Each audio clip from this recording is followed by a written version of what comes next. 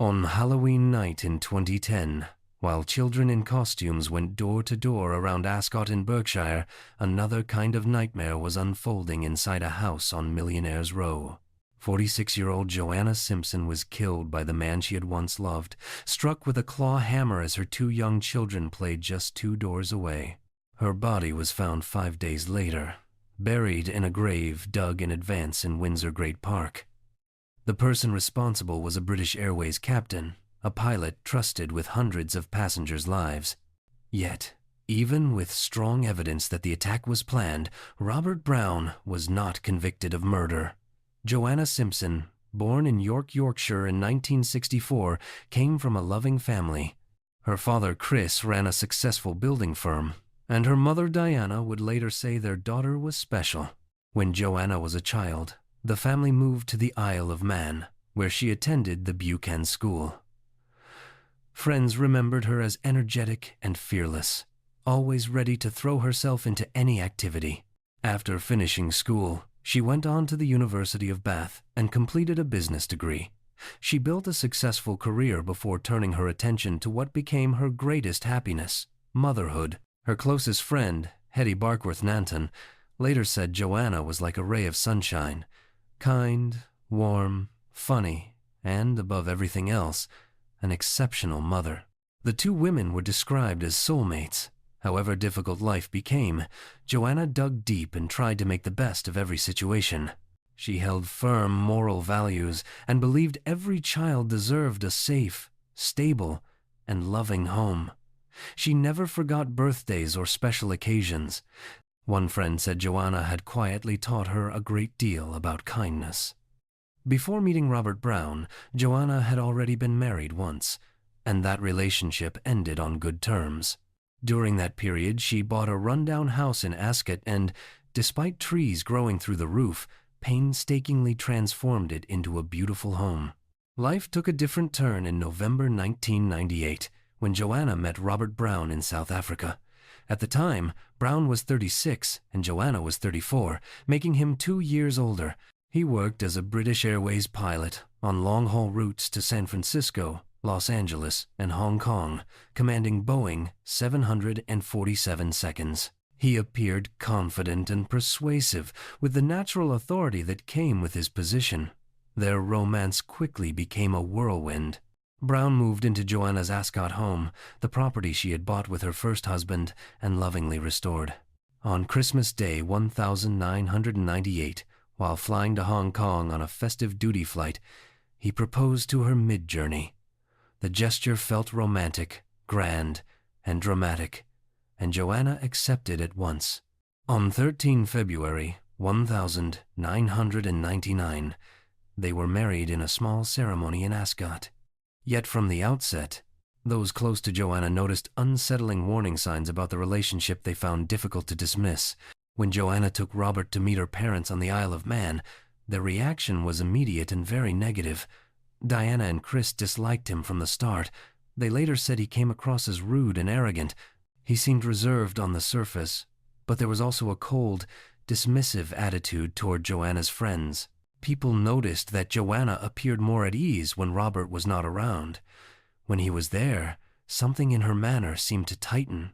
Her father became so worried about the relationship that he insisted on a prenuptial agreement before the wedding. This document was meant to protect Joanna's assets and her trust fund from any claim by Robert. It specified that Tun Cottage on Buckhurst Road in Ascot would remain Joanna's property. Robert resented having to sign it and said it felt unfair, but he eventually agreed. Their honeymoon followed. They flew to Cape Town for what should have been a joyful, romantic beginning. Instead, Joanna phoned her mother from South Africa to say she believed marrying Robert had been a terrible mistake. Diana was alarmed, but the marriage had already begun. By April 1999, just 2 months after the wedding, Joanna learned she was pregnant, and she felt trapped. There seemed to be no simple way out anymore. In December 1999, 10 months after the wedding, their son Alex was born. 17 months later, in May 2001, their daughter Katie arrived. The family then settled into their home in Ascot, chosen specifically for its closeness to Heathrow Airport, which suited Robert's work. Joanna adored her children, and everything in her life now revolved around them. She had left her career and described herself as a completely hands-on mother. From Tun Cottage, she ran a successful 5-star bed and breakfast, which allowed her the flexibility to concentrate on raising Alex and Katie. The business flourished and meant she could be present for every school run, every bedtime, every small moment. However, Robert had put £200,000 into the venture, and this later became a major, bitter point of dispute during their divorce. The marriage itself was falling apart. After his long-haul flights, Robert rarely spent time with Joanna or the children. He would arrive at work early and leave late, intent on pushing his career forward. Some of Joanna's friends felt he behaved more like an absent father, leaving her to shoulder most of the parenting alone. A pattern was beginning to show. Coercive control, isolation, intimidation. Joanna was naturally private and did not speak openly about her marital problems, yet those closest to her could sense the depth of the trouble. Joanna's mother, Diana, had long worried that her daughter might feel lonely in Ascot, especially with Robert away so often because of his job. Even so, Joanna appeared determined to make the best of the situation, as she always did. By January 2007, 8 years into the marriage, she had reached her limit. After Robert falsely accused her of having an affair, she went to see a solicitor to seek advice about the marriage. The claim was completely unfounded, but it marked the beginning of the end. What followed would show just how dangerous Robert Brown truly was. In February 2007, while on a work trip to Hong Kong, Robert called Joanna. During the call, he told her he was having very dark thoughts, including fantasies about killing her and the children with an axe, and about taking his own life by crashing a plane. Eventually, Joanna ended the call, deeply shaken. She said, "I don't know why he's doing this." In time, she came to see that he was saying these things to put more pressure on her to hold the family together. Joanna was terrified, but she still did not go to the police. Then came what Joanna would later think of as the knife incident. It was in July or August 2007, and it would be the most serious assault before the killing itself. Joanna came home at about 10 p.m. with Alex and Katie. Robert settled the children in bed. While he was doing that, 6-year-old Katie mentioned they had spent time that day with a man Robert already suspected was Joanna's lover. His jealousy and anger flared. He went straight to Joanna in the kitchen at Tun Cottage. Without warning, he slipped an arm around her neck and pressed a knife against her chest. She stayed as calm as she could, chose her words carefully, and managed to talk him into lowering the knife. Only then did she tell him the truth. She could not stay with him any longer. His reply was cold and controlling. He said she could leave, but she would not be taking the children. It was a clear attempt to keep her trapped. He then added another warning. If she ever told anyone what had happened, things would be far worse for her. Joanna understood exactly what he meant. Shaken and terrified, she still did not go to the police. She feared what Robert might do if she involved the authorities, but she did insist that he move out of the house. Robert moved out and went to live in a property on North Street in Wingfield, Berkshire. However, he still had access to the children, so the ordeal was nowhere near finished. What followed was a bitter divorce that dragged on for 3.5 years. The prenuptial agreement became the main battleground. Robert felt he had been tricked by it. He was convinced he was being denied money he believed was his. He had invested £200,000 into Joanna's bed and breakfast business, and now, because of the prenup, he believed he would never see the return he felt he deserved. Disturbing details emerged during the legal process. The CCTV system Joanna had installed at the house had stopped working because its cables had been cut. The security lights had failed for the same reason. As part of the proceedings, Robert produced a list of credit card transactions showing he had bought surveillance equipment. When Joanna's solicitors asked what this was for, he admitted he had purchased a tracking device for her car and had been monitoring her movements. For 3 years, the divorce continued in this way. The dispute appeared to center on the family home. the property Joanna had first bought as a near ruin, with trees growing through the ceiling, and later restored 4 years before she met Brown. She had poured her heart and energy into that house. It felt entirely hers, yet Robert insisted he deserved a share. Joanna gave an undertaking that he would stay away from the property for 6 months, a period later extended by another 6. Even so, the control, the surveillance, and the intimidation continued in other forms. Her friend Hetty Barkworth Nanton later said, "I spoke to Jo an hour before she was killed, and she was really low. The strain of the divorce, her fear of Robert, and the uncertainty about the future were wearing her down." Still, Joanna carried on. She always had. She was driven, resilient, and convinced that freedom was within reach. Then, on 20 October 2010, something happened that would seal her fate. Just 11 days before she was killed, the UK Supreme Court delivered a landmark judgment in the case of Radmacher versus Granatino. A German heiress worth about £100 million won her legal battle against her French ex-husband. He had tried to overturn their prenuptial agreement and was initially awarded almost $6 million, but she appealed. On 20 October 2010, the Supreme Court ruled 8-1 in her favor, holding that prenuptial agreements should be given decisive weight in divorce settlements. The decision marked the first time prenuptial agreements were treated as fully enforceable under UK law, and for Robert Brown it was devastating. His entire divorce strategy had centered on overturning the agreement he had signed with Joanna. For 3.5 years he had argued that the document was unfair and deprived him of money he believed was his. Now, the country's highest court had said such agreements should carry decisive weight, and his case effectively fell apart. The final divorce hearing was listed for 8 November 2010 at the High Court, only a week away. In 7 days, Joanna was expected to be legally free of Robert Brown. With her assets protected, her home secured, and her children safe, she phoned her stepbrother and her friend Hetty to share the news, convinced the Radmacher ruling had changed everything and finally tilted the balance in her favor. To Joanna, it seemed that the nightmare was almost over, and she allowed herself to imagine a calmer life with the children. But while she was looking ahead with hope, Robert Brown was focused on something very different. He had spent months quietly preparing a plan involving a grave, a hammer, and a plastic storage box. It was Sunday, 31 October 2010, Halloween. Children across Ascot were putting on costumes and getting ready to go trick-or-treating, filling the streets with excitement. Robert had the children for a half-term visit and was due to return them that afternoon. At around 4 p.m., he arrived at Tun Cottage on Buckhurst Road in Ascot with Alex and Katie. The children, aged 10 and 9, were thrilled to see their mother. They rushed straight into the playroom, eager to play and to tell her in excited detail about the time they had spent with their father. Robert followed Joanna into the house, quietly carrying one of the children's homework bags. Inside that bag, hidden from view, was a claw hammer. He had taken it earlier from his bike shed and concealed it with care. The hammer, however, was only one clear sign of planning. Months before that day, Robert Brown had already dug a grave in Windsor Great Park.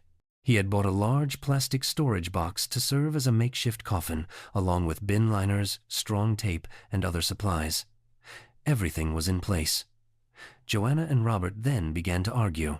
The exact words may never be known, though Robert later claimed it was about medication, an explanation the judge would dismiss as flimsy and false.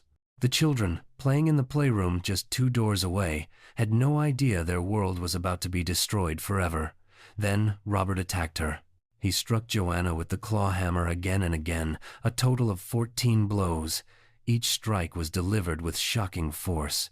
She was left with defensive injuries on her arms and hands, signs that she had tried to fight him off and shield herself. But Robert, standing 6'5", was far stronger and armed with a weapon. She never really stood a chance. As Joanna lay dying, her 9-year-old daughter Katie heard strange noises from the playroom. She did not understand what the sounds were, but she sensed that something was terribly wrong. When Robert finally came out of the bedroom, Katie asked a question that would later become damning evidence in court. She wanted to know if he was going to call an ambulance. He never did. The judge later said clearly that Robert Brown had never intended to call for medical help. Robert wrapped Joanna's body in plastic sheeting and placed it in the boot of his car. Katie saw it happen. She watched her father load her mother's body into the car. He told Alex and Katie that their mother was ill and needed to go to the hospital. The children accepted this. They had no reason or power to doubt him. About 20 minutes after the killing, at around 4:20 p.m., Robert drove back to his house on North Street in Winkfield with Alex and Katie, while Joanna's body was still in the boot. The children were taken inside, confused and anxious but still trusting their father. Robert then left again and headed to Windsor Great Park, to the grave he had dug months earlier. There he placed Joanna in the plastic box, lowered her into the pre-dug grave, and covered her with soil. He hid the spade he had used nearby. He also got rid of the CCTV unit from the house and the hammer, burying them separately in the park. That evening, Robert left Alex and Katie to stay overnight with his girlfriend Stephanie. He told her nothing, though she sensed something was wrong and called his parents in Scotland. Robert's brother Kenneth also rang to check on him, but Robert still said nothing about what he had done.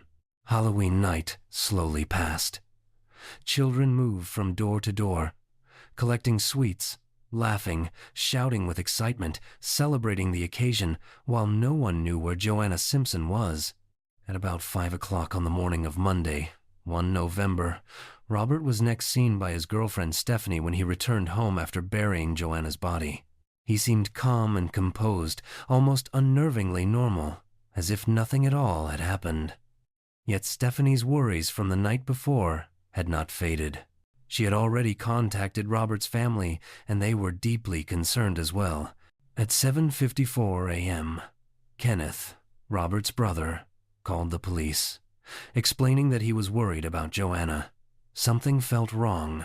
He could not reach her, and Robert's behavior had been strange and unsettling. At 8:38 a.m., Robert himself phoned the police. In what appeared to be a calculated attempt to seem cooperative, he reported a domestic incident involving Joanna and asked to come in to discuss a supposed domestic matter. "Is it your girlfriend?" the operator asked. "My ex-wife," Robert replied. "Right. And are you both okay? Neither of you is hurt in any way?" came the next question. "Well, one person is," he said quietly. "Do they need medical attention? Do you know if they're being treated?" Yes. No, he answered, giving nothing clear away. He then asked to make an appointment to talk about a serious domestic incident. His voice stayed calm and controlled, revealing little, but the call immediately raised concern for Joanna's safety. Officers were dispatched straight to Tun Cottage. At 9 a.m., police arrived at the Ascot address. They knocked on the door. No reply. They shouted inside. Silence. They forced their way in. What they found was horrific. There were spots and smears of blood throughout the house, in the bedroom, on the walls, on the ceiling, and in the kitchen. Forensic officers would later say it was one of the most savage scenes they had ever examined. But Joanna herself was nowhere to be found. Her body had gone, though her phone, purse, and car were still at the house. It was as if Joanna Simpson had simply vanished. At 10:11 a.m., Robert Brown walked into Maidenhead Police Station of his own accord. The moment he stepped through the doors, officers arrested him on suspicion of murder. They assumed that, because he had turned himself in and made the earlier call, he would explain what had happened and reveal where Joanna was. They expected cooperation, perhaps even remorse, but none came. Robert Brown had not arrived to help. He was there to manage the story for as long as he could. He was placed in an interview room and, over the next few days, questioned on roughly 9 occasions. In interview after interview, he replied, no comment. He would not answer questions and would not assist in the missing person investigation. When officers asked him what he knew about Joanna's whereabouts, he gave nothing. When they pressed him on why he had come to the station at all, he again refused to engage. On the rare occasions he did speak, he cast himself as the victim of a bitter divorce. He blamed everything on the prenuptial agreement, portraying Joanna as wealthy, controlling, and vindictive. Investigators saw through it. To them, the prenup looked more like a motive for murder than a defense. Days went by. Large-scale searches were carried out across the local area. Police officers, dog units, and helicopters combed the countryside. Local volunteers also joined the effort, yet there was still no trace of Joanna. Her family were in pieces. Her mother, Diana Parks, was desperate, frantic, and terrified. Where was her daughter? Was she alive? What had Robert done? Robert still refused to cooperate. He would not tell the police where Joanna's body was. He sat in his cell, silent, controlled, waiting. Then, on 3 November at about 4 p.m., something shifted. Officers showed Robert photographs of the blood found inside Joanna's home. The evidence was overwhelming. After speaking with his solicitor, Robert finally agreed to make a statement. He produced a single-page account. In it, he claimed he had lost control during an argument with Joanna. He said he had pushed her and admitted putting her in the boot of his car, insisting he had planned to drive her to hospital. He admitted that after the attack, he took the children back to his house in Wingfield. At last, he told officers that he had hidden and disposed of Joanna's body in Windsor Great Park. On Thursday, 4 November, police returned to the park to locate the precise spot. Robert was brought there under escort. As soon as they arrived, he immediately indicated the place where he had buried his wife. There was no pause, no hesitation, no searching. The following day, Friday, 5 November, forensic teams began the painstaking task of recovering Joanna's body. The grave was shallow, around 40 feet from Sand Hill Road, in a drainage culvert. She had lain there for 5 days. Robert Brown was then formally charged with murder. The post-mortem examination confirmed what everyone feared. Joanna had died from blunt force injuries and strangulation. On 11 May 2011, Robert Brown's trial opened at Reading Crown Court. Joanna's relatives and friends packed the public gallery, hoping for justice. More than 20 people came forward to give evidence on her behalf. They were certain he could not escape conviction. Yet Robert Brown entered a plea of not guilty to murder. He pleaded guilty to manslaughter on the basis of diminished responsibility. His defense claimed he had been suffering from an adjustment disorder when he killed Joanna, a mild condition rarely linked to serious violence. The judge later remarked that this disorder seemed to disappear soon after Robert took his wife's life. When he gave evidence, Robert described Joanna as a scheming, wealthy brat and said years of accusations had driven him to the edge. He admitted hiding the hammer in his daughter's homework bag, but could not explain why. Asked about the attack, he said he could not remember what had happened. The prosecution, in contrast, set out clear signs of planning. The grave dug months earlier, the hammer hidden in the children's bag, the plastic box prepared, 14 deliberate blows, no ambulance call despite his daughter's request, and careful efforts to cover his tracks. One key piece of evidence was never shown to the jury, Katie's statement to police. They had argued, and Katie later told police, "Dad put Mum in the car and said he had hurt her." He said he was taking her to the hospital. She had heard the loud bang and had watched her father lift her mother into the vehicle. Diana would later say that if that recording had been played in court, the verdict might have been different. On 24 May 2011, after almost 15 hours of deliberation, the jury returned its decision. Not guilty of murder, but guilty of manslaughter due to diminished responsibility, with a sentence of 26 years. Under UK law, he would be considered for automatic release after serving half 13 years in November 2023. Gasps and tears filled the courtroom. Outside, on the court steps, Diana spoke of a gross miscarriage of justice, saying Robert Brown had effectively escaped a murder conviction. In 2014, she and Hetty Barkworth Nanton founded the Joanna Simpson Foundation. In 2016, Diana met Queen Camilla at a Safe Lives event and told her Joanna's story. Camilla was moved to tears and promised, "I'm going to do something." That meeting stayed with her and became a turning point in her work on domestic abuse. As 2023 drew near, Robert Brown was approaching automatic release, and a campaign to stop it began. Diana, Hetty, politicians, and Queen Camilla all fought to keep him in prison. Alex and Katie also gave statements. Katie's words, written when she was 9, were heartbreaking. "My father killed my mummy, and I am scared. He is the most evil man I have ever known." On 10 October 2023, Justice Secretary Alex Chalk halted Brown's release. In February 2024, his High Court challenge failed. As of October 2025, he remains in custody, awaiting a parole board decision.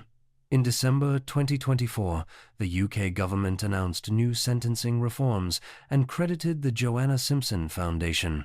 The foundation provides specialist support for children affected by domestic abuse, and Joanna's legacy continues through lasting change.